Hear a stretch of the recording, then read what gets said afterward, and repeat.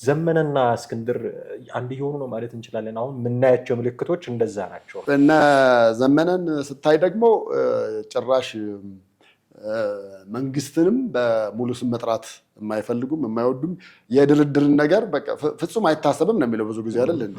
ማን ነው የከዳው የሚለውን ግን እንደው መገመት ያቅተንም ብዬ አስባለሁ። ምክንያቱም ጥብቅ ወዳጆች ናቸው። ያው አፋሕድ አግጇለሁ ሲል ከርቶኛል ነው እኮ እንደ ከመንግስት ጋር ስለመስራት ሊያስብ ይችላል።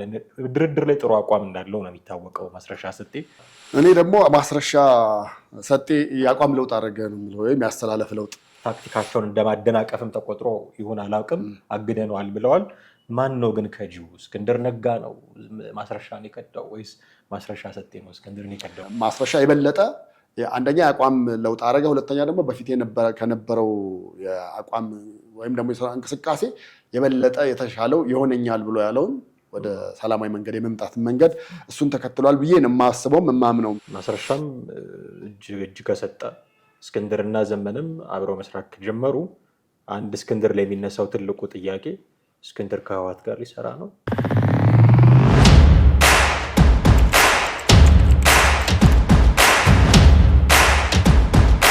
ሰላም እንዴት አላችሁ? ወደ ቤተሰቦቻችን ዘኢትዮጵያ ቻናላችንን እየተከታተላችሁ ነው። ቴዎድሮስ ካሳና ማደገፋ ከእናንተ ጋር እንቆያለን። በዛሬ በወቅት የፕሮግራማችን የካፒቴን ማስረሻ ሰጤን ጉዳይ እናነሳለን። እስከ ፕሮግራማችን ፍጻሜ ድረስ አብራችሁን ትቆዩ ዘንድ የአክብሮት ግብዣችን ነው። እንዴት አለ ቴዲ? እንዴት ሰነበት? ሰላም ነው። ካፒቴን ማስረሻ ሰጤ የተለያዩ መረጃዎች ሰማን። ከአፋሕድ ታግዷል የሚባል ነገር ሰማን። ከዛ እጅ ሰጠ ደግሞ ለመንግስት የሚባልም ነገር ሰማን። ስቲል ኦፊሻሊ እኔ ከመንግስት የመረጃ ምንጮች ወይ ከመከላከያም እንደዚህ ያደርግ ነበር። እጅ የሰጡ ሰዎች ሲኖሩ ቶሎ ቶሎ አፕዴት ያደርግ ነበረ። የእነሱንም የማህበራዊ ድረገጽ ለመከታተል ሞክሬያለሁ። እዛም ላይ ያየሁት ነገር የለም። ኦፊሻል የሆነ ነገር የለም። እጅ ሰጥቶ ሳይሆን ተይዞ ነው ደግሞ የሚሉም ሰዎች አሉ።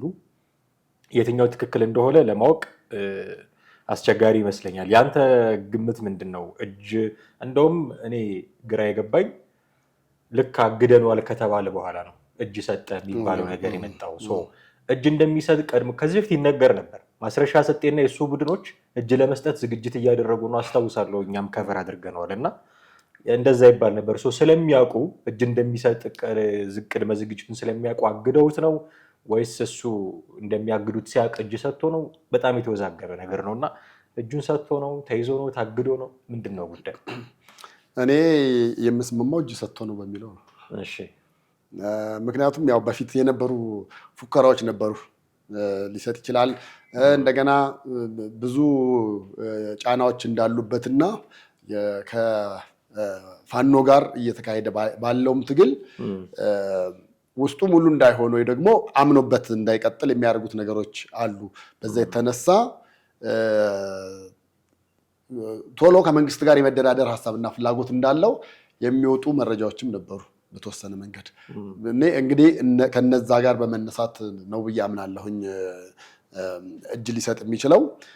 ነገር ግን ቀደም ሲል አንተ እንዳነሳኸውም የመከላከያ ሚኒስቴርም ፌዴራል መንግስትም የአማራ ክልል መንግስትም እንግዲህ ያው ከሶስቱ አንዳቸውን ነው በዚህ ጉዳይ ልንጠብቅ የምንችለው። ሶስቱም አልሰጡም የሚል ነው።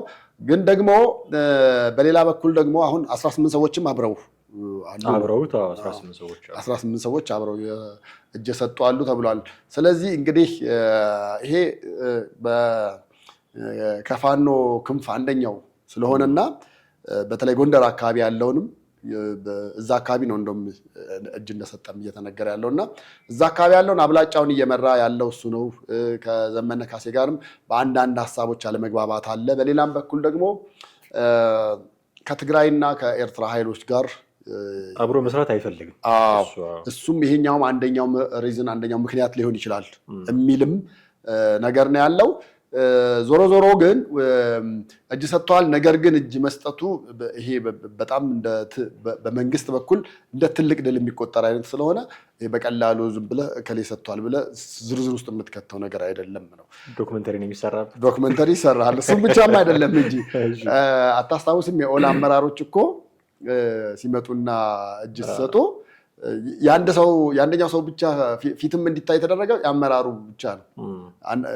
ፊቱም እንዲታይ የሌሎቹ አሁን አልታየም። ግን ምንድን ነው ያደረጓቸው? በሚፈልጉት ዘርፍ ውስጥ ወይ ደግሞ በየትኛው ውስጥ ገብተው መስራት እንደሚችሉ ሰላማዊ ሰዎች ሆነው መስራት እንደሚችሉ ተጠይቀው ከዛ በኋላ ስም ዝርዝራቸውና ዶክመንታቸው ያለው በብሔራዊ መረጃና ደህንነት ጋር ነው። በተለይ በኦሮሚያ በኩል ያሉት ይዘውታል። ከዛ በዘለለ ግን ፊታቸው እንኳን እንዲታይ አልተደረገም። ሁሉ ነገር ተጠናቆ ለፊርማው ሲቀርቡ ብቻ ዋናው እንዲቀርብ የተደረገው። ስለዚህ ማስረሻም እንግዲህ እንደዚህ ይሆናል ብዬ አስባለሁኝ። መስፍን አባተ ነው መስፍን ከፈለኝ የሚባልም አመራር እንደዚህ ነው። የሁለቱ ስም ነው የበለጠ ጎልቶ የተጠቀሰውም የተገለጸውም እና የሁለቱም እንግዲህ አንደኛ እንዳልከው ዶክመንተሪም ይኖራል። ሁለተኛ ደግሞ በክብር በቃ ሌሎቻችሁን ብትመጡ እጅ ብትሰጡ በዚህ መንገድ እንደ ሌሎች ትደረጋላችሁ። የሆነ መንደር ውስጥ 10 ወጣቶች ይዘው እንደሚያዋጉ ሰዎች ዝም ብለህ በፌስቡክ ወይ ዩቲዩብ ላይ የምትሰራው አይደለም ነው የምትለኝ። በእርግጥ ማስረሻ ሰጤ ማለት ትልቅ ስም ነው። የኢትዮጵያ ሰራዊት ውስጥም የነበረ ሰው ካፒቴን ነው እና የነበረ ሰው ነው ያለው። ደግሞ ስፍራውን ፋኖ ውስጥ ያለው ስፍራም ደግሞ ይታወቃል። ከእስክንድር ነጋ ጋር የነበራቸው ግንኙነት ይታወቃል። ማስረሻ ሰጤ ለመንግስት እጅ ሰጠ ሲባል እንዳልከው በጣም ትልቅ ዜና ነው የሚሆነው። ሰሞኑን የምንሰማቸው አንዳንድ ነገሮች አሉ። እስክንድር ነጋና ዘመነ ካሴ እየተስማሙ ነው አይነት መረጃዎች እንሰማለን። ምናልባት የዛ አካል ሊሆን ይችላል ይሄም ደግሞ ብለው የሚጠረጥሩ አሉ። ምክንያቱም አግደውታል አፋሕድ እስክንድር ነጋ ያለበት አደረጃጀት ነው። አፋሕድ እና አፋብኃ እንደውም ሰነድ ሁሉ የቃል ኪዳን ሰነድ ሁሉ እንደውም ወጥቷል የነሱ እየተባለም እየተነገረ ነው። እና ልክ የእስክንድርና የዘመነ ካሴ መስማማት አይነት ሲኖር እሱ እንደሚያኮርፍ ይጠበቃል። ግልጽ ነው። በጣም ቦልድሊ ነበረ የሚናገረው ወጥቶ ማነው ማስረሻ ሰጤ ተቃውሞቹን ከህወሓትም ከኤርትራም ጋር መስራት እንደማይገባ ተቃውሞቹን በግልጽ የሚናገር ሰው ነው። ይሄ ደግሞ እነ ዘመነን እንደሚያስከፋ ጥርጥር የለም። ምክንያቱም የእነሱ አቋም ደግሞ ከእነሱ ጋር አብሮ መስራት ስለሆነ እንዲህ ባለበት ሁኔታ እነ እስክንድር ወደ እነ ዘመነ ትንሽ ኢንክላይን ማድረግ ጀምረው ከሆነ ምልክቶቹን ካየ በእርግጥም ዝም ብሎ ወጥቶ እጁን ሰጥቶ ሊሆን ይችላል ብለህ ጠረጥር ትችላለህ።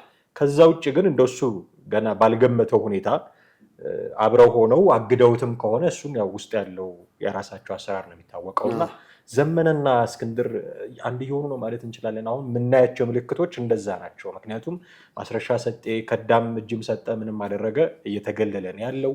አፋሕድና አፋብኃ አንድ ለመሆን እየሰሩ ነው፣ ሰነድ እየወጣባቸው ነው ይባላል። እንደዚህ ብዙ ነገር አለ። እንደምታውቀው የሁለቱ ድርጅቶች ያለ መስማማት ትልቁ ማሳያ እስክንድርና ዘመኔ ናቸው። ሁለቱ ቢስማሙ ድርጅቶቹ ይስማማሉ፣ ግልጽ ነው። እና የአካሄድ ልዩነቶች አሏቸው። ከዚህ ቤት በርካታ ነገሮች አንስተናል።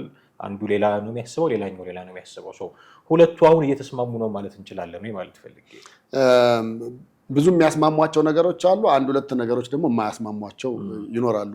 እኔ እስከዛሬ ድረስ ባለው የነሱ አሁን የአፋሕድም አፋብኃም መካከል ያለውንም አጠቃላይ የፋኖን እንቅስቃሴ ስታይ በተለይ የእስክንድርና የዘመነ ካሴን የበለጠ አውጥተህ ስታየው እስክንድር ላይስማማ የሚችልባቸው አንድና ሁለት ነገሮች ብቻ ሊሆኑ እንደሚችሉ በእርግጠኝነት መግለጽ ይቻላል። አንደኛው አሁንም ከህወሓት ጋር መስራት ወይ ከሌሎች ኃይሎች ጋር መስራት የሚለውን ነገር ሙሉ ለሙሉ ላይቀበለው ይችላል። እስካሁን ድረስ ሲያቀነቅን የነበረውም እሱን ነው። እንደገና የህወሓት ኃይሎችን ታሪክም ስታይ ወደ ኋላ ተመልሰህ እንደው ከነ ኢህአፓ ጋር ከነ መኢሶን ጋር ይሰሩ የነበሩበትንም ስቴፕ ብታይ የሆነ ደረጃ እስኪደርሱ ድረስ አብረው ይሆናሉ ወይ ደግሞ ኃይል ማጠራቀም እስከሚችሉ በደንብ ብዙ ኃይል መገንባት እስከሚችሉ እና ከአንተ የሚፈልጉትን ነገር እስኪያገኙ ልክ ከዛ በኋላ ሲገለበጡ ወይ ደግሞ ከዛ በኋላ በፍጹም አብሮ መስራት እንደማይፈልጉ የሚሰሩት ስራ የስህተት ነው ብለህ የምትለው አይደለም። አውቶማቲካሊ በሁለቱ መካከል ያለውን ልዩነት ሊያጎላ የሚችል ፍጹም አብረህ ላትሰራ ላትቀጥል እንድትችል የሚያደርግ አይነት አሰራር ነው የሚሰሩት እና በእነዚህ ምክንያቶች በፊትም ታሪካቸውን ያውቃል፣ ሲጽፍም ነው የኖረው። ስለዚህ እነኚህ ሰዎች በእርግጠኝነት ሁለቱን ኃይሎች ላያስማማቸው የሚችለው አንደኛ ከህወሓት ጋር መስራት አለመስራት፣ ሁለተኛ ደግሞ ውጭ ካለው ኃይል ጋር በትክክለኛነት በተለይ ከዳያስፖራውና ለምሳሌ በአምባሳደር ደረጃ በምን ደረጃ ያሉ የዓለም አቀፍ ተቋማትን በሙሉ ለእስክንድር ቦታ አላቸው። እስክንድርን በደንብ በስልክም በተለያየ ነገር ያገኙትም ያናግሩትም ነበረ። ልክ ጌታቸው ረዳ በበረሃ ውስጥ ሆኖ ያወራ እንደነበረው በዛ ልክ ግንኙነት አለው። ስለዚህ እንግዲህ እስክንድር አስፈላጊው ነው ማለት ነው ለዘመነ። በዚህም በተለይ የውጭ ያለውን ግንኙነት ለማዳበር በተመለከተ፣ በሁለተኛ ደረጃ ደግሞ ኃይላቸውንም አንድ ለማድረግ የግድ ነው ሊሆን የሚችለው ምክንያቱም ፋኖ እየተከፋፈለ ነው ያለው። ያ መከፋፈሉ ደግሞ ወደ አንድነት የሚያመጣ አይነት ነገር ከሌለ ዞሮ ዞሮ ኃይላቸው እየሳሳ የእነሱን ዕጣ ፈንታ ሊሆን የሚችለው ወይ በሱዳን በኩል ወጥቶ ስደተኛ መሆን ነው፣ አለዛ ደግሞ እጅ መስጠት፣ ሶስተኛና የመጨረሻው አማራጭ ደግሞ መንግስትም እየወሰደ ነው እንደሚባለው የድሮን ጥቃት ሰለባ መሆን ነው። ስለዚህ አንድ ሊያደርጋቸው የሚችሉ ብዙ ነገሮች አሉ ብለን እናስባለን። ባለፈው እንግዲህ አንስተናል አይደለ? የዘመነ ትግራይ ሄዶ መታከሙንም ምናምን ስም በሌላ ስም ካርድ እንደወጣለት ሁሉ አይ ቲንክ ገልጸናል። እና እነዛን ነገር ስታይ እሱ ከህወሓት ጋር መስራት ይፈልጋል፣ እስክንድር ደግሞ ከነሱ ጋር መስራትም አብሮ መሆንም አይፈልግም። ይሄ ሀሳብ ሊያለያያቸው የሚችል ይሆናል። ነገር ግን በዚህ ሀሳብ ዙሪያ ተነጋግረው ከህወሓት ይልቅ ሊቀራረቡ የሚችሉት ሁለቱ ስለሆኑ ሁለቱ መቀጠል ይችላሉ የሚል እምነት ነው ያለኝ። ምልክቶች አሉ እንደዛ የምናያቸው። አንድ ግን ጥያቄ ማንሳት የወደድኩት እኔ ምንድን ነው ማን ነው የከዳው የሚል ጥያቄ። አሁን የማስረሻ ሰጤ ጉዳይ እንዴት ነው ጉዳዩ ሀፕን ያደረገው የሚለው ነው እንጂ ኦልሬዲ የሆነ ነገር ነው። ወይ አግደውታል፣ ወይ እጅ ሰጥቷል፣ ወይ ተይዟል። ከሶስት አንዱ ሆኗል። ስለዚህ ያው ማገዳቸው በግልጽም ደግሞ በይፋም የገለጹት የሚታወቅ ነው። ተይዟል፣ እጅ ሰጥቷል የሚለውን እናጠራዋለን በሂደት። በአንተ እንዳልከው እጅ ሰጥቶ ሊሆን ይችላል የሚለው ግምት ያመዝናል። አንዳንድ በመንግስት ደጋፊነት የሚታወቁ ቻናሎችም እንኳን ደህና መጣህ ማስረሻ ሰጤ ብለው ፕሮግራም ሲሰሩ አይቻሉ። በእርግጥም እጅ ሰጥቶ ሊሆን ይችላል የሚያውቁት የሆነ የውስጥ መረጃም ቢኖራቸው እንደዛ የሚሉት የሚል ግንዛቤ ከወሰድን በእርግጥም እጅ ሰጥቶ ሊሆን ይችላል የሚለውን እንወስዳለን። የከዳው ማን ነው የሚለው ጥያቄ ግን ማንሳት የፈለግኩት እስክንድር ነው የከዳው ወይስ ማስረሻ ሰጤ ነው የከዳው የሚል ነገር ብናነሳ ደስ ይለኛል። ምክንያቱም የሁለቱ ወዳጅነት ይታወቃል። የዘመነ ካሴና የእስክንድር ነጋ ልዩነት በሰፊ በነበረበት ልክ የሁለቱ ደግሞ ወዳጅነት ጥብቅ ነበረ እና አንደኛው መሪ ሲሆን ሌላኛው የፖለቲካ ዘርፍ ኃላፊ እንደዚህ የሆኑ አብረው የሚሰሩ ሰዎች ናቸው። አንዱ ስለ አንዱ ጥሩ የሚያወሩ ኃይላቸውን በአማራ ክልል ውስጥ ከመቀንበብ ይልቅ ኢትዮጵያን የሚያስቡ እንደዚህ ብዙ ነገር ያው መነሻ መዳረሻ የሚሉት ብዙ ጭቅጭቆች እንዳሉ እናውቃለን ቀደም ብሎም እና በጣም ጥብቅ ወዳጅነት የነበራቸው አንድ ድርጅት የመሰረቱ በተለይ ጎጃም ላይ ያለውን የአፋህድ ቤዝ የያዘው ማስረሻ ሰጤ ስለነበረ በደንብ ግንኙነት የነበራቸው ናቸው። ዘመነ ካሴ ምንም ነገር ማድረግ ቢፈልግ ስጋት መኖሩ አይቀርም ከማስረሻ ሰጤ በኩል የራሱ ኃይል ስላለው ጎጃም ውስጥ፣ ዘመነም ጎጃም ውስጥ ስለሆነ ማለት ነው። እንዲህ ባለው ሁኔታ ወዳጅ የነበሩ ሰዎች አሁን ስለ እስክንድር የምናወራው ከዘመነ ካሴ ጋር ተስማምቶ ይሆን እያልን ነው። ስለ ማስረሻ ሰጤ የምናወራው እጅ ሰጠ፣ ከዳ፣ ታገደ እያልን ነው። ምንድነው መሀላቸው የገባው የሚለው ነገር በእርግጥ ልናውቅ አንችልም አንዳቸው ወጥተው እስኪናገሩ ድረስ። ማን ነው የከዳው የሚለውን ግን እንደው መገመት አያቅተንም ብዬ አስባለሁ። ምክንያቱም ጥብቅ ወዳጆች ናቸው። ያው አፋህድ አግጀዋለሁ ሲል ከድቶኛል ነው እኮ ከመንግስት ጋር ስለመስራት ሊያስብ ይችላል። ድርድር ላይ ጥሩ አቋም እንዳለው ነው የሚታወቀው ማስረሻ ሰጤ። እነዛ ደግሞ ከአንድ ከብድ ጋር እንድደራድር እንደዘመነ ይሄ አቋሙ ከክዳት ተቆጥሮበት እንደ ከዳ ሰው ተቆጥሮበት ይሆን አላውቅም። ሌሎች ከህወሓትም ጋር ከሻዕቢያም ጋር አልሰራም ማለቱን እንደ ታክቲካቸውን እንደማደናቀፍም ተቆጥሮ ይሆን አላውቅም። አግደነዋል ብለዋል። ማን ነው ግን ከጂው? እስክንድር ነጋ ነው ማስረሻን የከዳው ወይስ ማስረሻ ሰጤ ነው እስክንድርን የከዳው? ለምታም እኔ ደግሞ ማስረሻ ሰጤ የአቋም ለውጥ አደረገ ነው የሚለው ወይም ያስተላለፍ ለውጥ። ምክንያቱም ከዚህ በፊት በጣም በተደጋጋሚ ወደ ድርድር መስመር ሊወስዱ የሚችሉ ነገሮች እንደሚኖሩ ያቅ ነበረም። እንደገናም ለመደራደር ቅድመ ሁኔታዎቹን ብቻ እናመቻች እንጂ ከዛ በኋላ እኛም ይዘን የምንቀርበውን ነገር መንግስት ከተቀበለ ከመንግስት የምንወስደውን ይዘን ወደ ድርድሩ እንግባ የሚል ተደጋጋሚ ሀሳብ ያቀርብ የነበረ ሰው ነው። እነ ዘመነን ስታይ ደግሞ ጭራሽ መንግስትንም በሙሉ ስም መጥራት የማይፈልጉም የማይወዱም የድርድርን ነገር በቃ ፍጹም አይታሰብም ነው የሚለው ብዙ ጊዜ አይደል እንዴ? ፍጹም ድርድር የሚባል ነገር ፍጹም አይታሰብም ብሎ እሱ እስከ መጨረሻው በጦርነት 4 ኪሎ እንገባለን ወይም ደግሞ ስልጣን ባለቤት እንሆናለን የሚል እሳቤ ይዞ ነው የሚንቀሳቀሰው። ማስረሻን ስታየው ደግሞ በድርድርም ቢሆን ዊን ዊን በሆነ ነገር ሰተን የምንቀበለውን ነገር ተቀብለን የስልጣን ተጋሪ መሆን እንችላለን የሚል አቋም አለው። ስለዚህ እኔ ማስረሻ የበለጠ አንደኛ የአቋም ለውጥ አረገ፣ ሁለተኛ ደግሞ በፊት ከነበረው የአቋም ወይም ደግሞ የስራ እንቅስቃሴ የበለጠ የተሻለው ይሆነኛል ብሎ ያለውን ወደ ሰላማዊ መንገድ የመምጣት መንገድ እሱን ተከትሏል ብዬ ነው የማስበውም የማምነው። እኔ እስክንድርና ዘመነ አሁንም ከመንግስት ጋር ለመደራደር ፈቃደኛ ይሆናሉ የሚል ሀሳብም እምነትም የለኝም። ምናልባት አንዳንዴ እንትንም ሊሆን ይችላል። ያው ለምሳሌ እንደዚህ ያለ ፖለቲካ ውስጥ ስትሆን የምዕራባውያንን ጆሮም በአንድ በኩል መሳብ የምትችለው ትጥቅ ትግል ውስጥ ሆነ፣ ግን የትጥቅ ትግሉ ደግሞ አምባገነን ስመገናና ከመንግስት ጋር መንግስት ልደራደር ሲል አንተ ደግሞ ኖ እኔ አልደራደርም አስወግደን ነው እንጂ ብለህ ይሄ የገናናነትን ካራክተር ስትጫወትና ስታደርግ የምዕራባውያንንም ጆሮ መሳብ ትችላለህ። ምክንያቱም ብዙ ጊዜ አሁን አሜሪካን ጨምሮ ሌሎችም ኤምባሲዎች ተደራደሩ፣ በሰላም ፍቱት የሚል ነገር አመጥተዋል። እስክንድርና ዘመነ ግን ይሄን ነገር በቃ ነጥለው በማውጣትና በመንግስት ላይ የበላይነታቸውን ለመቀዳጀት በተለይ እርስ በርስ መደራደር የሚፈልጉ አይደሉም። ሌላ ሶስተኛ አካል በተለይ ምዕራባውያን ቢሆኑ ይመርጧሉ። ሶስተኛ አካል መጥቶ ሊያደራድረን ይገባል የሚል አቋም ነው ብዙ ጊዜ ሲያሳዩም ሲያንጸባርቁም የምታየው። ሌላ አካል መጥቶ ያደራድረን ነው እንጂ ማስረሻን ደግሞ ስታይ እዛ ውስጥ የገባ አይደለም። ማንኛውም አካል ሊሆን ይችላል፣ አገር ውስጥ ያለ ሊሆን ይችላል፣ መንግስት የመደበውም አካል ሊሆን ይችላል። ድርድር ውስጥ ቢያመጣ ችግር እንደሌለበት ነው እሳቤ። ያን ያክል የምዕራባውያንንም ቀልብ የመፈለግ ነገር አታይም። የአማራን ጥያቄ ይዤ ተነስቻለሁ፣ ይህን ይዤ የተነሳሁትን መንግስት የተገበር ፈቃደኛ ከሆነ እኛም ወደ ድርድሩ ልንመጣ ፈቃደኛ ነን የሚል አቋም እንደያዘ ነው ብዙ ጊዜ የማስረሻ መረጃዎች የሚያመለክቱት። በዛ ነው ማምነው እኔም። አሁን ትልቅ ጥያቄ ነው ብዬ እኔ ማስበው ከአሁን በኋላ የሚሆነው ማስረሻም እጅ ከሰጠ እስክንድርና ዘመንም አብረው መስራት ከጀመሩ አንድ እስክንድር ላይ የሚነሳው ትልቁ ጥያቄ እስክንድር ከህወሓት ጋር ሊሰራ ነው የሚል ነው። ከህወሓት ጋር መስራት እንደማይፈልግ በቃልም በተግባርም ያሳየ ሰው ምን አይነት ህይወት እንደነበረው ህወሓት ስልጣን ላይ በነበረ ጊዜ እስክንድር ምን አይነት ህይወት እንደነበረው ይታወቃል።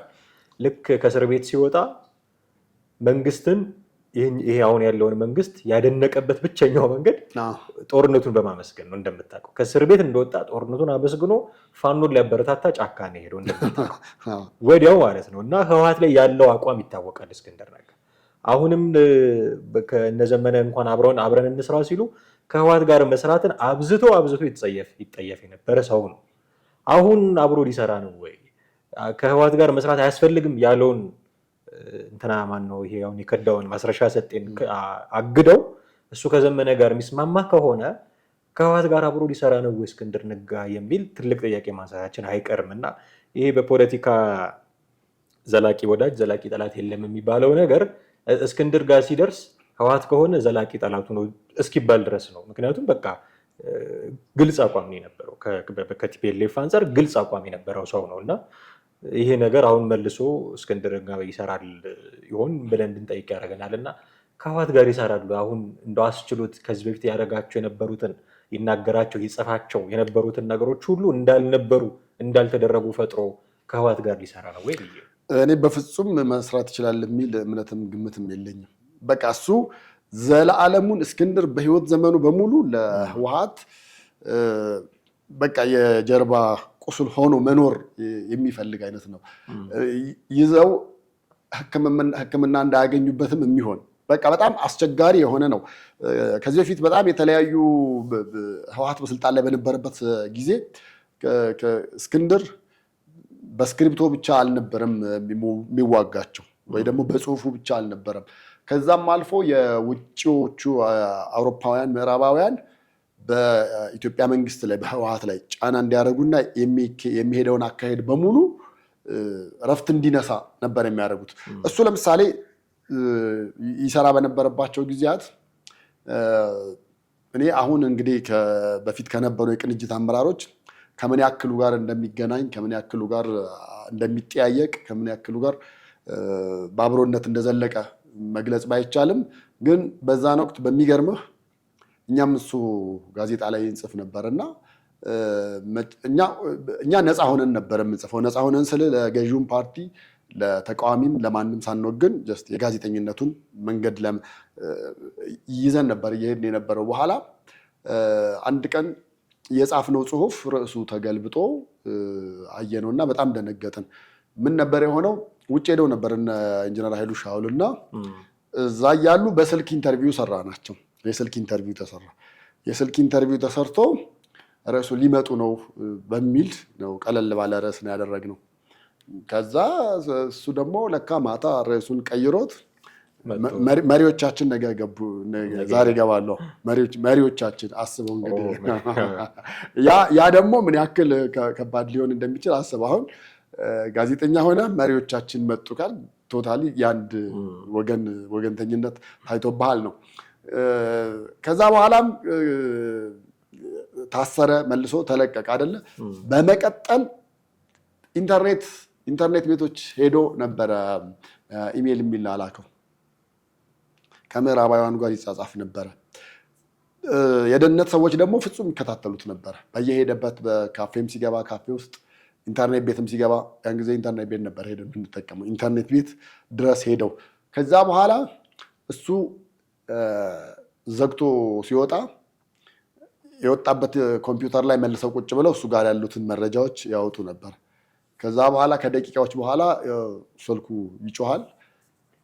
የተደወለውን ስልክ አንስቶ ሄሎ ብሎ ሲያናገር አንተ ሰው ያርፋ አትቀመጥም ነበር ወይ የሚል መልእክቶች ነበሩ የማስፈራሪያ የሚደርሱት። ከዛም ባሻገር የላካቸው መልእክቶች እንዲህ ናቸውና አርፈ ተቀመጥ ይሉት ነበር የዛን ጊዜ ምንም። ከዛ በኋላ እንግዲህ ኦልሬዲ ልክ ለውጡ ሊመጣ የተወሰነ ዓመታት ሲቀሩ ደግሞ ተመልሶ ታሰረና ገባ። እንግዲህ ከዛ በኋላ ከነሱ ጋር የተገናኘው የት ነው? ከሰኔ 16 አዲሱ መንግስት ሲመጣ ከለውጡ በኋላ ነው ኦልሬዲ የተገናኙትና የለውጡ መንግስት ብዙ ቦታ ታከለውማ ብዙ ቦታ የተሻለ ቦታ ሆኖ ከነሱ ጋር አብሮ እንዲሰራ ሙከራ ተደርጎ ነበር። እነዛን ሙከራዎች አልተቀበለም። እኔ አሁን እስክንድር አንዳንዴ ጥያቄ የሚሆንብኝ ስልጣን ይፈልጋል፣ ምን ላይ ነው ስልጣን ቢሰጠው ምን አይነት የትኛውን ፖዚሽን ላይ ተቀምጦ መስራት ይፈልጋል፣ ወይንስ እድሜ ልኩን እንደዚሁ ተቃዋሚ እንደሆነና ከመንግስት ጋር እንደተናከሰ መኖር ይፈልጋል የሚሉት ነገር ነው። እና ከህወሓቶች ጋር አሁን በፊት ከነበረው ቁርሾ ብቻም አይደለም። እነሱ ደግሞ ቂም አይረሱም። ኢቨን የማረኩትን እንኳን እኮ ፎቶግራፍ ለጥፈው ከላይ የሚባለው ባለስልጣን ተማርኮ የተለቀቀ ሲሳይ አገኘሁ ተማርኮ የተለቀቀ እነዚህ ነገሮች ስላሉ እሱ ከነሱ ጋር ምንም እምነት ኖሮት እኔ ይሰራል የሚል አንዳችም ነገር የለኝም። እነሱም አምነውት ይሰራሉ ብዬ አላስብም። ይሄ ነው እኔ በእስክንድር በኩል ያለው ነገር ይሄ ነው ብዬ ነው የማስበው። ምናልባት በአጭሩ ማንሳት ከቻለን የሌሎቹ ዕጣ ፈንታው ምንድን ነው የሚሆነው? ማስረሻ ሰጤ እጅ ከሰጠ እስክንድር ከዘመነ ጋር አብሮ መሆን የሚጀምርበት ሁኔታ ከተፈጠረ ሌሎቹ የአፋሕድ ሰዎች ለምሳሌ እነ ኮሎኔል ፋንታሁን ሞሀባ ትልቅ ስም ነው። አሁን እሳቸው አንዱን ልትወስድ ትችላለህ። ለመንግስት እጅ ቢሰጥ እሱም ሌላ ልክ እንደ ማስረሻ ሰጤ አይነት እንትን ነው የሚሆነው እና እዚህ ውሳኔ ላይ የእሱስ ድምፅ አለበት ብዬ እኔ መጠየቅ እፈልጋለሁ። የእነሱስ ዕጣ ፈንታ ወደፊት ምንድን ነው የሚሆነው? አያይዘን ደግሞ በዚሁ እጅ እየሰጡ ትልልቅ ሰዎች የሚቀጥሉ ከሆነ የራሱ የፋኖስ ደግሞ ዕጣ ፈንታ መጨረሻው ምንድን ነው የሚሆነው የሚለውን ጠቅላላ አድርገን ብናየው ደስ ይለኛል። እኔ የእነሱ የመሪዎቹ ዕጣ ፈንታ ምን ይሆናል ብለህ ብትለኝ የኤርትራ በረሃ ነው ብዬ ልል የምችለው። ምክንያቱም ብዙዎቹ እንደ መሸሸጊያ መደበቂያም የሚያደርጉት ኤርትራ ውስጥ መሆንን ነው። ኤርትራ ውስጥ መሆን ለእነሱ ደግሞ አዲስ አይደለም። በየጊዜው በፊትም በዘመነ ህወሓትም የነበሩበት ነው። በተለያዩ ጊዜም እዛው ኤርትራ በረሃ ውስጥ የነበሩበት ስለሆነ ወደ መጡበት ወደዛው ወደ ኤርትራ በረሃ ይመለሳሉ። ለምን አንዳንድ አመራሮቹም ጭምር ነው ወደ መጡበት ምልህ ከዛው ሊመጡ የሚችሉበት መነሻቸውም እዛ ስለነበረ። በተረፈ ግን የአማራ ክልልም መሬቱም ኦልሬዲ ያውቁታል። በሌላም በኩል ደግሞ ያው የክልሉ መንግስት አንዳንዶቹ የክልሉ አመራሮች የታጠቁ ኃይሎች ብለው ይጠሯቸዋል። አንዳንዶቹ የክልሉ አመራሮች ደግሞ ሽፍታ ነው እንጂ የታጠቀ ኃይል የለም የሚል። ስለዚህ እንደ ሽፍታ ጫካ ውስጥ ይኖራሉ ብዬ አስባለሁ። ለምን አማራ ክልል ስትሄድ ከዚህ በፊት በሽፍታ እንደዚሁም የታወቀ ነው። ዝም ብሎ ሽፍታ ይሆናል፣ ፖለቲካል ኢንቴንሽን የሌለው ዝም ብሎ ዘርፎ የሚያድር ሽፍታ። ምን ያህሉ ገብቷቸው ገብተዋል የሚለው ጥያቄ መጠየቅ እዚህ ጋር ያስፈልጋል። አሁን የፋኖ ታጣቂዎች በሙሉ ያልካቸውን ብለህ ቁጭ አድርገህ እያንዳንዱን ነገር አውቀውት አዎ ብለው አምነው ነው ወይ ብለህ ስትል ትንሽ እሱ ላይ ጥያቄ የሚያጭር ነገር ይኖራል። ምክንያቱም አምኖ የገባ ሰው እስከ ህይወቱ ፍጻሜ ድረስ ሊታገል ይችላል። ወይ ህይወቱን ያጣል ወይ ደግሞ የመጣበትን ዓላማ ቀጥ አድርጎ ይሄዳል። በዚህ ህወሓቶች ጎበዞች ናቸው። በጣም የሚገርመው 83 ከገቡ በኋላ የመጣው ወታደር በሙሉ አብላጫውን መልሰውታል። ገበሬ ስለነበረ ገበሬው ግን ልንገርህ መጽሐፍ ማንበብ አይችልም፣ መጽሐፍም ማንበብም አይችልም። ግን መስማት ስለሚችል ብቻ ፖለቲካ አጠጥተውታል። ስለዚህ ፖለቲካውን በደንብ አድርጎ ነው የሚተነትንልህ። እያንዳንዱ ትጥቅ ትግል ላይ ተሰማርቶ የነበረን የህወሓት ተራ ገበሬ አመተህ ብትጠይቀው እያንዳንዱ ህወሓት የተነሳበትን ዓላማ ግቡ ምን እንደነበረ ምናምን እያንዳንዱን ሙሉን ነገር እንደ ውሃ የጠጡት ናቸው። እና ምንም ሳይጽፉ ሳያነቡ ቁጭ ብለው ሊተነትኑልህ ይችላሉ። በዛ ልክ ናቸው እነሱ። አየህ በዛ ልክ ናቸው። እዚህኛው ጋር ያለውን ስታይ ግን እኔ በዛ ልክ ለመሆናቸው ያጠራጥራል። ምክንያቱም አንዳንዴ የሚለቀቁ ቪዲዮዎቹንም ታያለህ እኮ እሱንም ማየት ትታዘባለህ። ይሄ ነው ወይ ዓላማቸው? ይሄ ነው ወይ እውነት ገብቷቸው ነው የገቡት ወይንስ እንደው ቶታሊ አማራ በሚለው ብቻ ነው የሚለውንም ነገር ስታስብ እውነት ለመናገር ያን ያህል የፖለቲካ ብስለቱ እውቀቱ ያላቸው አይደሉም። በዚህ የተነሳ ወይ ወደ ቤት ይመለሳል ወይ ወደ ኤርትራ በረሃ ይመለሳል ብዬ ነው የማስበው። እጅ የመስጠቱ ነገር እንግዲህ ምናልባት እኮ መንግስትም ወደ ሰላም መንገድ ብትመጣ መጀመሪያ ጥሪ ባቀረበልህ ወቅት ብትመጣ ጥሩ ኮንዲሽኖች ሊኖሩ ይችላሉ። ጥሩ አቀባበል ሊኖር ይችላል። በምትፈልገው ፖዚሽን ላይ ለሰላሙ ሲል ቦታ ሊሰጥህ ይችላል ምናምን። ተይዘህ ስትመጣና እጅ ሰጥተህ ስትመጣ የተለያየ ነው። ተማርከህ ነው ኦልሬዲ ተሸንፈህ ነው የመጣው። የተሸነፍክ ኃይል ስለሆንክ ከፈለገ እስር ቤት ከቶ እዛው በስብሰህ እዛው እንድትሞት ሊያደርግህም ይችላል። አለዛ የተወሰነ ዓመት አስሮ ደግሞ ፖለቲካውን መልሶ አስተምሮና ከዚህ በኋላ ድጋሚ እዚህ መሬት ላይ እንዳላገኘ ብሎ ወደ መጣበት ተመለስ ብሎ ሊመለስ ይችላል። ፊኒሽንጉ አጨራረሱ ያላማረና በዚህ መንገድ ሊሆን ይችላል ብዬ ነው የማስበው። በጣም አሪፍ በርካታ ነገሮችን አነሳን ቴዲ። ከማስረሻ ሰጤ እጅ ሰጠ ከሚለው መረጃ ጋር ተያይዞ በርካታ ነገሮችን አነሳን። ትክክለኛው ነገር የቱ ነው የሚለው ኦፊሻል መግለጫዎች ከወጡ እና የምናያቸው ነገሮች ካሉ በሌላ ጊዜ ደግሞ እንመለስበታለን። በጣም አመሰግናለሁ። ውድ ቤተሰቦቻችን እናንተም ከኛ ጋር ነበራችሁ ቆይታ እጅግ አድርገን እናመሰግናችኋለን። የዛሬ ፕሮግራማችንን እዚህ ላይ እናበቃለን። ቴዎድሮስ ካሳና አማሃ ደገፋ ነበርን። ሀሳብ አስተያየቶቻችሁን በተለመደው መንገድ ልታደርሱን ትችላላችሁ። ጤና ይስጥልን።